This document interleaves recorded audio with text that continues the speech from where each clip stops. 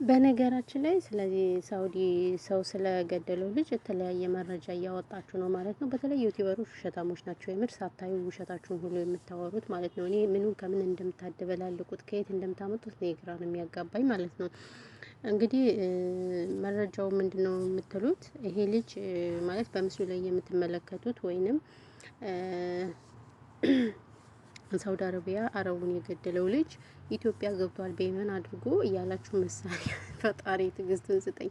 እኔ ግርም ትሉኛላችሁ። ለነገሩ ውሸት ምንም አይደለም፣ ኖርማል ነው። ምክንያቱም ውሸት ከኢትዮጵያ ዩቲዩበሮች እየተማረን ስለሆነ እኛም ያው ውሸቱን መዋሸት ለማምደነዋል ማለት ነው። እንግዲህ ፋሽን አድርገነዋልና ስለዚህ ከአህያ ጋር የዋለች ጊደር ፈስተምራ መጣች ይላል የሀገሬ ሰው ሲተርት አይደለ? አዎ። እና እናንተም እንግዲህ ማን ከማን ያንሳል በሚለው እንግዲህ ውሸቱን ቀጥላችሁበታል ማለት ነው። ችግር የለውም፣ አብረን እንዋሻለን ሁላችንም። ሰላም ውድና የተከበራችሁ የቻናሌ ቤተሰቦች እንዴት ናችሁ? ደህና ናችሁ?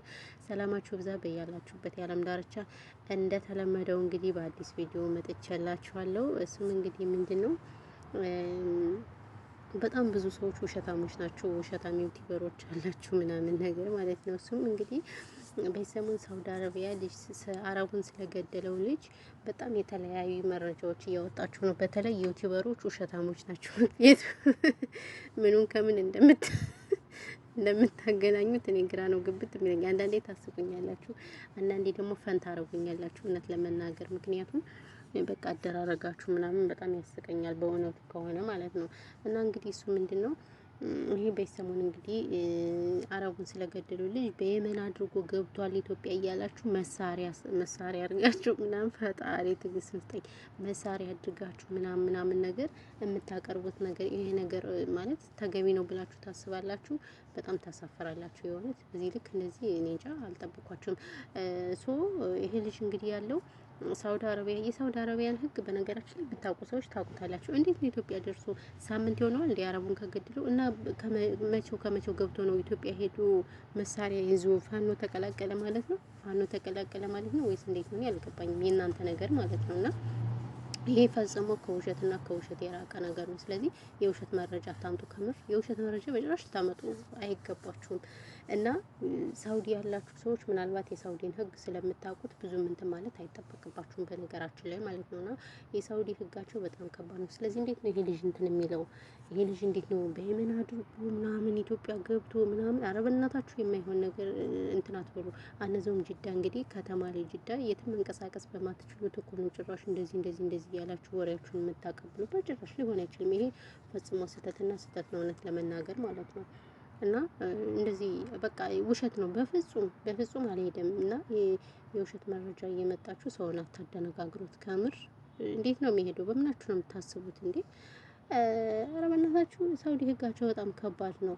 ሲቀጥል ደግሞ አንዳንድ ሰዎች ደግሞ አሽቃባጭ አለቅላቂ ሰዎች አላችሁ። እሱም እንግዲህ ምንድነው አንዳንድ ሰዎችን ቲክታክ ላይ ምናምን የፖስት ነው የምትሳደቡ ሰዎች አሳልፋችሁ ወንድማችሁን ሰጣችሁ ምናምን እያላችሁ እጅግ በርካታ ሰዎች ተሳድባችኋል። በተለይ ቲክታክ ላይ ተሳድባችኋል። ነው ይሄ እኮ ማለት ነው ማለት ማንኛውም ሰው ተመችቶት አይደለም አረብ ሀገር ላይ የሚሰራ ቢኮዝ ለማንኛውም ትዕግስት ወሳኝ ነው። የትኛውም ላይ ብንሄድ ትዕግስት ወሳኛችን ነው እንጂ ሁላችንም ብዙ ነገር ሆነን ነው የምንሰራና ይሄ ልጅ አንድ ሰው በገደለው እንግዲህ ሳውዲ ሁሉም ሀበሻ አንድ ነው የሚመስላቸው። ሁሉንም ሀበሻ ይጠምዱታል። በዛ ላይ ደግሞ ሁሉንም ሀበሻ ስራ ፈቶ የተቀመጠውን ይረብሹታል። ቤት እየሰበሩ ጃዛ ቤት ያሉትን ሱቅ ሲሄዱ፣ በዛ ላይ ደግሞ ምስኪኖችን ገና አመት ያልሞላቸው ለስራ ሲሄዱ እነሱን ራሱ ይይዟቸዋል። እምቢ ደግሞ ካሉ ሲሮጡ ደግሞ በጥይት እየመቱ ይገሏቸዋል።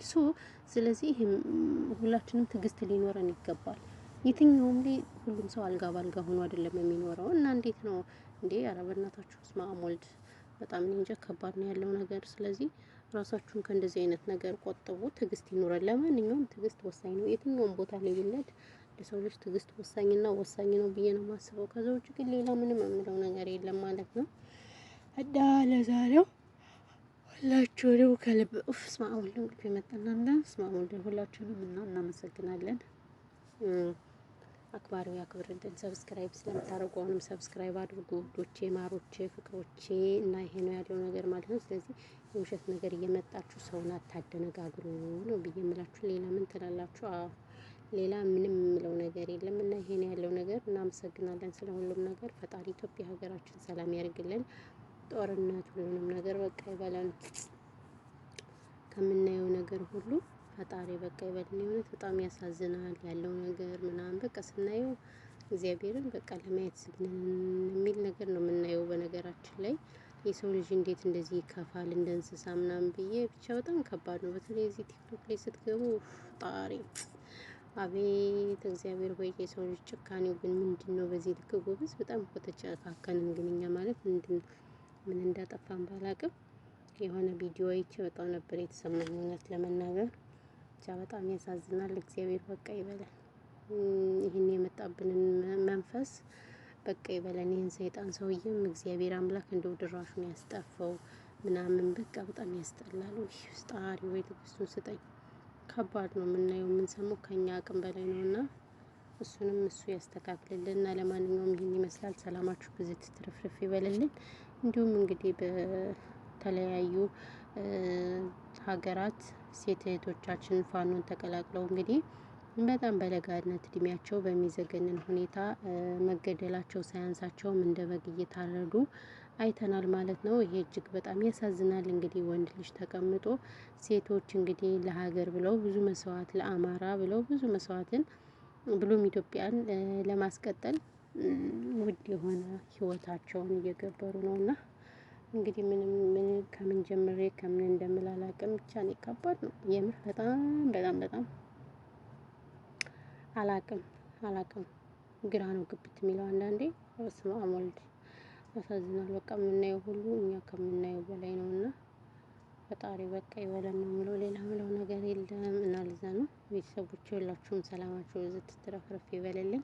እሱ በምሕረቱ ይጎብኘን። የምር ራይልን ከዛ ሁሉ ያወጣ አምላክ የኛን ሀገርም እዛ ያውጣለን ነው የምለው። ከዛ ውጭ ሌላ ምንም የምለው ነገር የለም። እኛ ከምንለውና ከምናወራው በላይ ነው በእውነቱ ከሆነና ለዛ ነው። ሰላማችሁ ይብዛልኝ ውድ ቤተሰቦች። ያሳዝናል ሁሉም ነገር ብቻ ፈጣሪ